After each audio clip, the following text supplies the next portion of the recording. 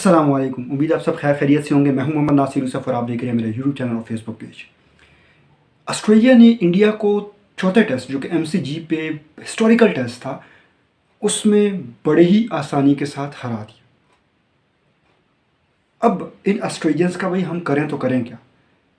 इन जैसा fighting spirit मैंने किसी में नहीं देखा। आप इनकी टांगें तोड़ दें, आप इनकी कमर तोड़ दें, आप इनके हाथ पांव तोड़ दें, लेकिन फिर भी ये कोई ना कोई तरीका निकाल लेते हैं और फाइट ऐसी करते हैं कि अगले को हरा देते हैं। अब लास्ट डे पे पहले 2 सेशन ऐसे लग रहा था कि भाई इंडिया की टीम तो हार ही नहीं सकती। इवन लास्ट सेशन में 7 विकेटें रह गई थी इंडिया की। पंत जायसवाल दोनों सेट थे, लेकिन सेशन के कोई 10-15 ओवर में ही इंडिया टीम को लपेट दी। और वो किसकी वजह से? एक पार्ट टाइमर जिसको इसलिए लेके आए थे कि वो ओवर रेट से ऑस्ट्रेलिया टीम को बचाने के लिए, क्योंकि ये स्लो थे थोड़े से, उसकी वजह से इनके पॉइंट्स कट जाते पॉइंट्स टेबल पे और फिर ये वर्ल्ड टेस्ट चैंपियनशिप के फाइनल से रह जाते। सो कमिंस ने यहाँ पे अपना पार्ट टाइमर ट्रेविस हेड को लेके आए। जब भी इसको ऐसी सिचुएशन पेश आती है जहाँ पे इनका ओवर रेट स्लो होता है, तो ये ट्रेविस हेड को ही लेके आता है। ट्रेविस हेड को लेके उसने विकेट ले दी। तो यहाँ पे सैल्यूट तो भाई दोनों हाथों से ऋषभ पंत को भी है कि जो ट्रेविस हेड को छक्का मारने गए थे। ऑलरेडी टीम इतना स्लो खेल रही थी, वो जीत तो सकती नहीं थी, तो फिर छक्का मारने की कोशिश क्यों की। खैर, जैसे ही पंत साहब आउट हुए, विकेटों की लाइन लग गई। फिर जायसवाल क्या, फिर रेड्डी क्या, सारे आउट होते गए और पूरी की पूरी टीम 150 पे ही ढेर हो गई। सो ऑस्ट्रेलिया ने एक बहुत बड़े मार्जिन से ये टेस्ट मैच जीता और बॉर्डर गवास्कर ट्रॉफी अब ये हार नहीं सकते। खैर, इससे ये भी हुआ कि ऑस्ट्रेलिया के फाइनल में जाने के चांसेस ज़्यादा बढ़ गए हैं, जबकि इंडिया के ऑलमोस्ट ना होने के बराबर है, क्योंकि लास्ट टेस्ट रह गया। अगर वो जीत भी जाएंगे तो फिर वो डिपेंड करेंगे ऑस्ट्रेलिया वर्सेस श्रीलंका सीरीज़ पे। तो इंडिया को ऑलमोस्ट वो बाहर कर चुके हैं।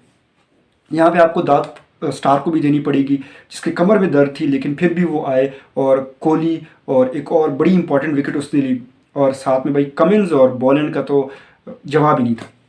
कमिंस जब भी कोई विकेट चाहिए होती थी, कमिंस आते थे, कमिंस विकेट ले जाते थे। और बॉलैंड को पहले विकेटें मिल नहीं रही थी, और फिर जब मिलना शुरू हुई तो फिर वो बस नहीं कर रहे थे। खैर, इंडिया वाले अब ये रो रहे हैं कि भाई जायसवाल आउट नहीं था, तो भाई वो अंपायर सारे अंधे हैं, टेक्नोलॉजी क्या सारी ख़राब होगी अब। बाकी हर टाइम पे ठीक होती है, जायसवाल के टाइम पे ख़राब हो गई थी। सो ये रोना धोना बंद कर दें। आप लोग हार चुके हैं, मान जाएं। ऑस्ट्रेलिया में आप तीसरा टेस्ट भी हारे हुए थे, वो तो शुक्र करें कि बारिश ने आप लोगों को बचा दिया, अदरवाइज वो तीसरा टेस्ट भी हारे थे। दैट मीन्स अब अभी तक सीरीज में 3-1 होते। पहला टेस्ट आपकी खुशकिस्मत ही थी कि बुमराह चल पड़े वहाँ पे, और बुमराह की वजह से आप लोग जीते, अदरवाइज वो भी आपके हाथों से निकल चुका था। सो इंडिया के लिए अब यही है कि रोना धोना बंद कर दें, आखिरी टेस्ट पे फोकस करें। अगर वो जीतना चाहते हैं तो जीत जाएं, अदरवाइज वर्ल्ड टेस्ट चैंपियनशिप के फाइनल से ऑलमोस्ट ये बाहर हो चुके हैं। So final most probably Australia versus south Africa होगा लॉर्ड्स में।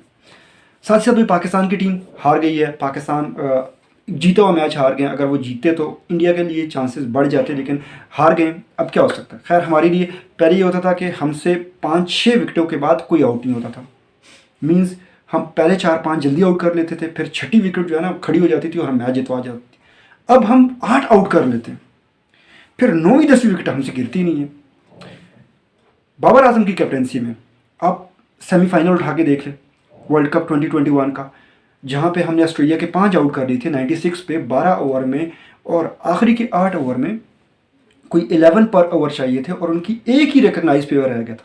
वहाँ पे स्टॉइनिस और वेट खड़े हो गए और दोनों मैच को ले उड़े। और वहाँ पे वही बॉलर्स जिन्होंने पहले 5 विकेटें ली थी, उनसे विकेटें नहीं हो रही थी। खैर, कहानी यहाँ पे ख़त्म नहीं होती। हम एशिया कप के फाइनल में श्रीलंका के पहले 5 आउट कर लेते 40 पे, छठी विकेट गिरती ही नहीं है और फिर स्कोर पहुँच जाता है 184 तक और हम हार जाते हैं। ये तो बाबर आजम की कैप्टनसी थी कि पहले 5 बड़े जल्दी आउट हो जाते थे, छठी विकेट नहीं गिरती थी।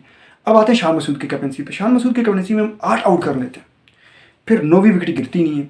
फर्स्ट टेस्ट के फर्स्ट इनिंग्स में 213 पे हमने उनके 8 आउट कर दी थी, सिर्फ 2 रन की लीड थी, लेकिन फिर आखिरी 2 विकेटें हम आउट कर ही नहीं सक रहे थे। उन्होंने कोई 100 रन तो बना डाले। फिर दूसरी इनिंग्स में आया तो हमें लगा कि भाई 99 पे हमने 8 आउट कर लिए हैं, अब तो कोई बैट्समैन भी नहीं बचा। रबाडा खड़े हैं और जॉनसन खड़े हैं, अब तो हम उनको आउट कर लेंगे, लेकिन नहीं भाई, हार गए। सो दैट मीन्स जो 5वीं पे हम रुक जाते थे, अब हम 8वीं पे रुक रहे हैं। तो दैट मीन्स एक कैप्टन चेंज करेंगे तो मे बी फिर 10 विकेट पूरी हो जाए। खैर तकलीफ़ तो बड़ी हुई। हार्ट ब्रेक्स की हम ये कह लें कि एक बुक तैयार होगी पाकिस्तान के लिए कि हर सीरीज़ में कोई ना कोई हार्ट ब्रेक हमें मिलता है। तो अब बुक जो है ना हम कंपाइल कर रहे हैं, तो एक ही साथ एक बुक शाया करेंगे, heart break by Pakistani cricket team. हारने का गम थोड़ा सा कम इस वजह से भी है क्योंकि अगर हम जीत जाते तो इंडिया के फाइनल में जाने के चांसेस ज़्यादा थे। सो अगर हम हार भी गए तो कोई मसला नहीं, वैसे भी वर्ल्ड टेस्ट चैंपियनशिप के फाइनल में हम तो जा नहीं सकते, और जो जा सकते थे उनको भी हमने रोक दिया। आप समझ गए होंगे।